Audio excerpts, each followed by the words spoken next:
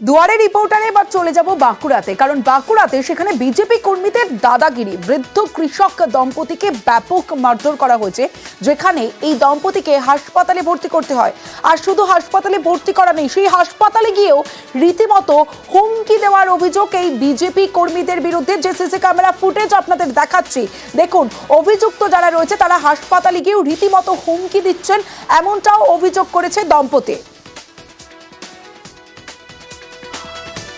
সরাসরি চলে যাব, দেবব্রত রয়েছে আমার সঙ্গে, দেবব্রতর সঙ্গে কথা বলবো। দেবব্রত, সবটা আমরা দেখলাম, সিসি ক্যামেরা ফুটেজও আমরা দেখলাম, কিন্তু যে বিজেপি কর্মীদের বিরুদ্ধে অভিযোগ রয়েছে দাদাগিরির, আর এই বৃদ্ধ কৃষক দম্পতিকে মারধর কেন করলেন তারা? একদমই, দেখো যেমনটা জানা যাচ্ছে, এই বৃদ্ধ কৃষক দম্পতি প্রতিদিনই তাদের যে উৎপাদিত দ্রব্য, জমি থেকে যে উৎপাদিত দ্রব্য আজ 30 বছর ধরে হাট কৃষ্ণনগর বাজারে তারা এসে বিক্রি করে। গতকালও সকালে তারা উৎপাদিত দ্রব্য হাট কৃষ্ণনগর বাজারে এসে যেখানে তারা বসবে, সেখানে স্থানীয় বিজেপি কর্মী অর্থাৎ সুন্দর ঘোষ তিনি বসেছিলেন। তাকে বারবার সেখান থেকে উঠে যেতে বললে কোনো রকম উঠে যায়নি। তারপরেই ওই যে বৃদ্ধ দম্পতিদের গালাগালি করতে থাকে বিজেপি নেতা, এবং সেটা তারপরেও তার যে কৃষক তিনি উঠে যেতে বলেন, তারপরেই তাকে মারধর করতে থাকে। ওই কৃষককে বাঁচাতে গেলে তার স্ত্রীকেও ব্যাপক মারধর করে। সেখানে বাজার কমিটি ছাড়িয়ে দিলে অসহায় হয়ে ওই কৃষক দম্পতি যখন বাড়ি ফিরে আসে, তারপরেও রাস্তায় ওই যে বিজেপি কর্মী ছিল, সেই বিজেপি কর্মীর সাগরেদদের নিয়ে আবারও তাদের এলোপাতাড়ি মারধর করতে থাকে। হাসপাতালে ভর্তি করা হয়, অভিযোগ জানানো হয়, গ্রেপ্তার হয় ওই বিজেপি কর্মী। আজ সকালে মন্ডল সভাপতির নেতৃত্বে একদল কর্মী সমর্থক গিয়ে হাসপাতালে তাদের হাসপাতালে হুমকি দেওয়ার অভিযোগ, যে সিসি ক্যামেরা ফুটেজ আমরা আমাদের দর্শকদের দেখাচ্ছি। ওই জায়গাটা আমি দীর্ঘদিন বসে ব্যবসা করি, কোথায় ওই কৃষ্ণনগর বাজারেতে। আর উনিকে বললাম আমার জায়গাটা বসছিলাম, আমি বললাম যে আপনি একটু সরে বসুন, আমি মালটা নেওয়া বলবো। ওটা সুন্দরবন বিজেপির নেতা, মানে 4-5 বার বলা হলো, মানে উনি উঠে নেয়, গালাগালি করছে। যে আমি তাতেও আমি রাজি নাই। তারপরেতে দিলে যে আমার চুল গাছটা ধরে আর টুটিটা ধরে আর টানতে টানতে আমাকে লিয়ে যাচ্ছে, আমি তোমার সাইকেল ধরে আর কি দুম করে নিয়ে যে আমার সাইকেল একদিকে পড়ে গেল মাছ সহ, আর একদিকে নিয়ে যে আমাকে একটা আলুর গাদাতে ফেলিয়ে আর চিপে মারধর। গরিব মানুষকে নিপীড়ন করা ওদের একটা কালচার, এবং ওরা যেটা আন্দোলনের নামে ওরা যে ভাঁতাবাজি করে এবং গরিবদের প্রতি যে অবিচারটা করে, আমিও বলবো যে ওরা এই পশ্চিমবাংলার শাসন ক্ষমতায় তো এই জন্যই কোনোদিন আসতেও পারবে না। তবু ওরা তৃণমূল বিজেপির কোনো সমস্যা নয়, হ্যাঁ, যে দোষ করেছে সে সাজা পাবে। কিন্তু তৃণমূলকে একটা কথা বলতে চাই, কোনো রং চড়িয়ে এবার রাজনীতি করবেন না। তারাও একটা গরিব মানুষ, খেটে খায়, বাজারে বসে ব্যবসা করে, তাদের ক্ষতিটাও করবেন না।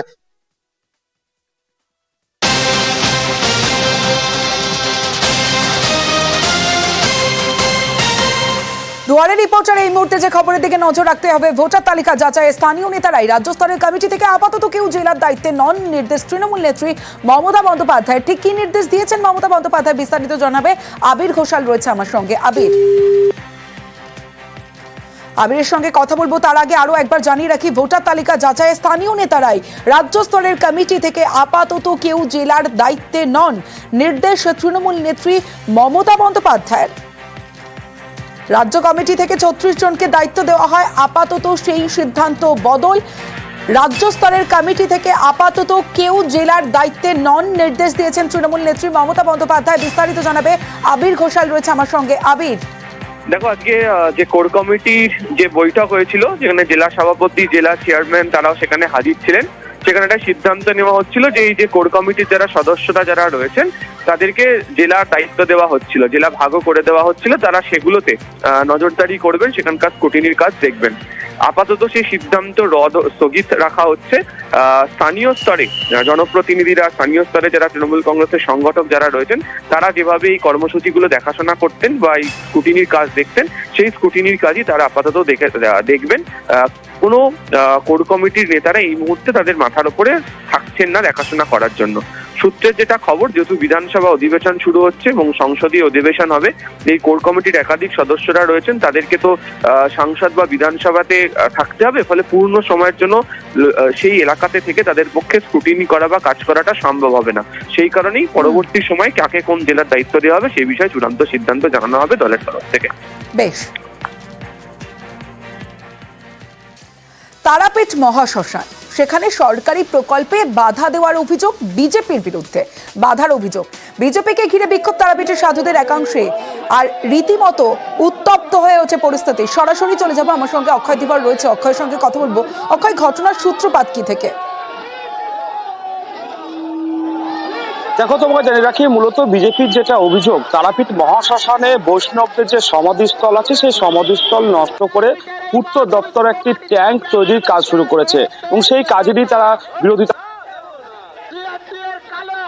হয় এবং সরকারি কাজে বাধা দেওয়ার অভিযোগে বিজেপির বিভিন্ন জেলা সভাপতি ধ্রুব সাহা সহ 15 জন নেতাকর্মীকে আটক করে তারাপীঠ থানার পুলিশ। মূলত তারাপীঠ মহাশ্মশানের সাধুদের একাংশের যেটা দাবি এবং বিজেপি নেতৃত্বকে সেই সাধুরা বিক্ষোভও দেখায় এবং যেটা সাধুদের বক্তব্য যে জাতীয় পরিবেশ আদালতের নির্দেশে পূর্ত দপ্তর তারাপীঠ মহাশ্মশানের একটি অংশে একটি ট্যাঙ্ক তৈরি করছে। সেই ট্যাঙ্কে কি কাজ হবে? তারাপীঠে যে সমস্ত দূষণ জল আছে সেই দূষণ জলগুলি সেখানে ট্যাঙ্কে স্টোর করা হবে এবং দূষণ মুক্ত করে তারাপীঠে যে দ্বারকা নদী সেখানে ফেলা হবে।